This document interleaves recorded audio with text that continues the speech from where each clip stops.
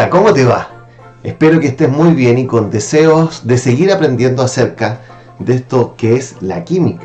Y me gustaría en este momento invitarte a revisar esta imagen que está acá abajo. Vemos un clavo a la izquierda, un clavo nuevo de hierro y que luego en el transcurso del tiempo, y se representa con esta flecha que apunta hacia la derecha, vemos que este clavo se oxidó. Es un proceso natural, normal, que vemos en forma cotidiana. Sin embargo, el proceso inverso, es decir, que el clavo oxidado logre llevarnos nuevamente a este clavo tal cual como está, es algo que nosotros no vemos. ¿A qué se deberá esto? Bueno, el día de hoy vamos a tratar de comprender lo que significa en ciencias, específicamente en química, aunque también mencionaremos cosas de física, de lo que es la espontaneidad de las reacciones químicas a través del concepto de entropía. Una reacción es espontánea cuando ocurre en determinadas condiciones, por ejemplo, de presión, temperatura o concentración. Las reacciones espontáneas transcurren en una sola etapa, por esto son procesos irreversibles a menos que se aplique energía al sistema. Ocurren en una cierta dirección, pero no en la dirección opuesta. Ahora bien, veamos algunos procesos que se denominan procesos espontáneos. Por ejemplo, los procesos espontáneos son aquellos que pueden proceder sin ninguna intervención externa. Fíjate en esta imagen, tenemos acá al lado izquierdo un contenedor vacío y al lado derecho tenemos un gas que tiene una presión de 1 atmósfera.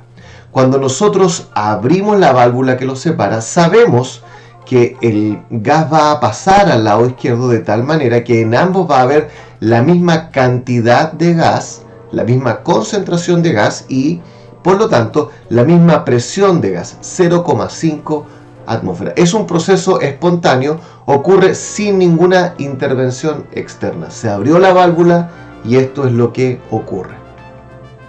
El gas entonces del recipiente B se verterá de forma espontánea en el recipiente A, pero una vez que el gas esté en ambos recipientes, no regresará de forma espontánea al recipiente B. Ahora bien, esto era lo mismo que habíamos dicho acerca del cambio, pero este es un proceso espontáneo químico. Nos damos cuenta que el clavo se transforma espontáneamente en un clavo oxidado, pero en la dirección opuesta es algo entonces que no ocurre. Los procesos espontáneos son en una dirección y son no espontáneos en la dirección inversa. Ahora, los procesos que son espontáneos a una determinada temperatura puede que no sean espontáneos a otras temperaturas. Veamos un ejemplo. En esta imagen de la izquierda nosotros tenemos agua y vamos a suponer que tenemos una temperatura inferior a 0 grados Celsius. Imaginemos en este caso que la tenemos en el congelador, que hay alrededor de unos menos 18 grados Celsius en el congelador, en nuestra casa, en el refrigerador. Lo que va a pasar espontáneamente es que el agua va a estar sólida. Si estaba líquida se va a empezar a congelar y lo va a hacer hasta que toda ella esté congelada. Es espontáneo que el agua esté sólida bajo los 0 grados. Sin embargo, si cambio la temperatura y ahora tengo 18 grados sobre Celsius, sobre el 0 grado, entonces esa agua se va a transformar en líquida. De tal manera que sobre 0 grados el agua en forma espontánea es líquida y bajo 0 grados el agua en forma espontánea es sólida. Arriba de 0 grados es espontáneo que el hielo se derrita, debajo de 0 grados. El proceso inverso entonces es espontáneo. Ahora bien, para eso, para predecir la espontaneidad de una reacción química, es necesario que junto con conocer la variación de la entalpía, delta H, que vimos en los videos anteriores, se conozca una nueva magnitud termodinámica que se conoce como la entropía. Y este es un concepto que no es fácil de comprender, pero tratemos de definirlo así. La entropía mide el grado de desorden de un sistema a nivel atómico.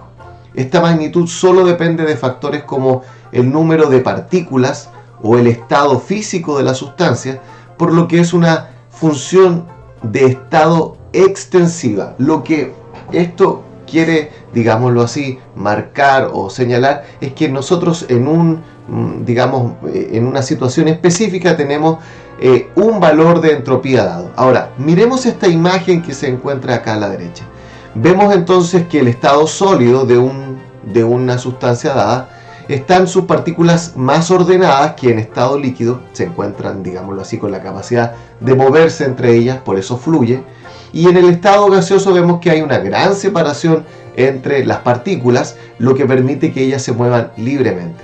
Entonces, ¿qué sucede con la entropía? En el estado sólido es menor, porque es menor el desorden, y en estado gaseoso es mayor, porque mayor es el desorden. De tal manera que podríamos tratar de decir, aunque es de una manera muy simplificada, que la entropía es el grado de desorden de un sistema a nivel atómico. Veamos esto a través de otro ejemplo de una reacción química. En este caso, al lado izquierdo tenemos un gas que es el N2O4. Tenemos 2 átomos de nitrógeno y tenemos en total 4 átomos de oxígeno, y esto forma una molécula. Esta se puede transformar en el gas NO2, que es justo la mitad, es decir, un átomo de nitrógeno con 2 átomos de oxígeno. La reacción, dice aquí arriba, aumenta la cantidad de partículas de gas. Ahora, esta reacción, ¿qué nos muestra? Que hacia el lado derecho va a haber mayor nivel de aleatoriedad o desorden. Es decir, hay más entropía. De tal manera que en este caso el desorden aumenta si yo voy desde el N2O4 hasta el NO2. Hay mayor nivel de desorden, hay mayor entropía. Y también podemos ver este proceso espontáneo en un cambio físico, como es la disolución de un cristal de cloruro de sodio, de sal. Acá tenemos este cristal que está completamente ordenado y organizado, como cuando yo lo tengo, ¿no es cierto?, en mi salero. Pero una vez que lo coloco en un vaso de agua, este cristal de sodio, que está formado por iones positivos de Na y por iones negativos de Cl, va a empezar a ser rodeado por moléculas de agua, como lo podemos ver acá.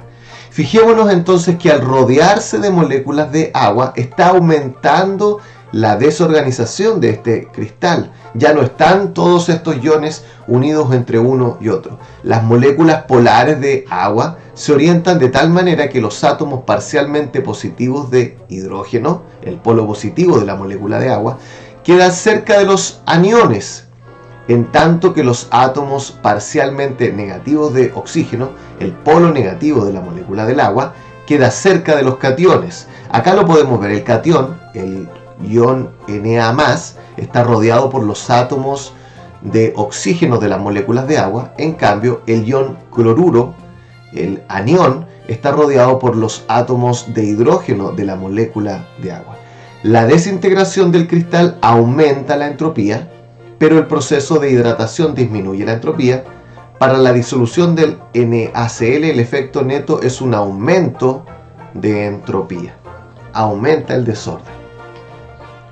¿Qué es lo que podemos concluir de lo que hemos visto? Que el concepto de entropía es fundamental para poder entender por qué hay algunas reacciones o procesos físicos que ocurren en una cierta dirección, pero no en la dirección opuesta. Y podríamos decir que la entropía se relaciona con la desorganización molecular.